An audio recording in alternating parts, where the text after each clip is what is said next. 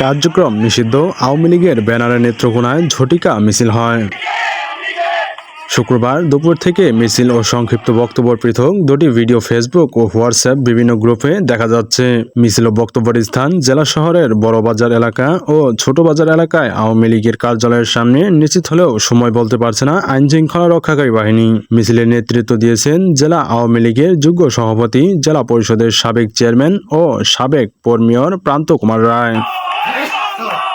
Police ও দলীয় সূত্রে জানা যায়, গত বছরের 5 আগস্ট আওয়ামী লীগ সরকারের পতনের পর নেত্রকোনা জেলা শহর সহ বিভিন্ন উপজেলায় নিষিদ্ধ ঘোষিত ছাত্রলীগের বেশ কয়েকটি ঝটিকা মিছিল হয়। অবশ্যই এসব ঘটনায় মামলা সহ মিছিলে অংশ নেওয়া কিছু নেতা কর্মীকে পুলিশ গ্রেপ্তার করেন।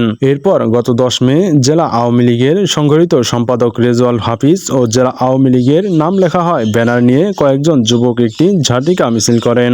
পরে সে মিছিলের একটি ভিডিও ফেসবুকে দেওয়া হয়।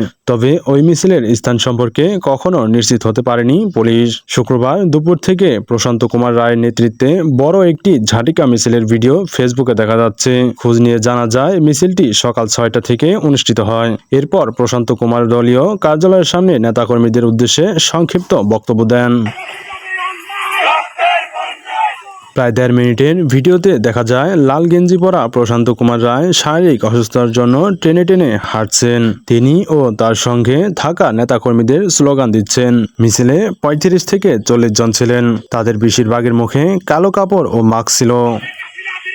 এ বিষয়ে জানতে যোগাযোগের চেষ্টা করা হলে প্রশান্ত কুমারের মুঠোফোন বন্ধ পাওয়া যায়। তবে আওয়ামী লীগের রাজনীতির সঙ্গে জড়িত একজন নাম প্রকাশ না করার শর্তে বলেন, আজ সকালে বড়বাজার এলাকায় হঠাৎ করে প্রশান্ত কুমারের নেতৃত্বে বেশ কিছু নেতাকর্মী সমর্থন একত্র হয়ে জয় বাংলা স্লোগান দিয়ে মিছিল শুরু করেন। পরে দলীয় কার্যালয়ের সামনে দাঁড়িয়ে তিনি অন্তর্বর্তীকালীন সরকারের সমালোচনা করে প্রায় 3 মিনিট বক্তব্য দেন। শেষে যে যার মতো করে চলে যান।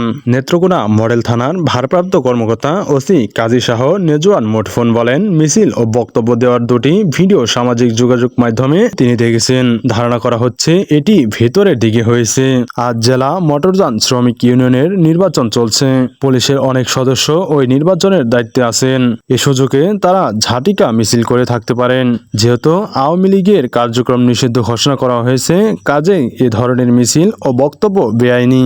এ ব্যাপারে প্রয়োজনীয় আইনগত ব্যবস্থা নেওয়া হবে বলে জানিয়েছেন নেত্রকোনা মডেল থানার ভারপ্রাপ্ত কর্মকর্তা ওসি কাজী শাহ নেজওয়ান।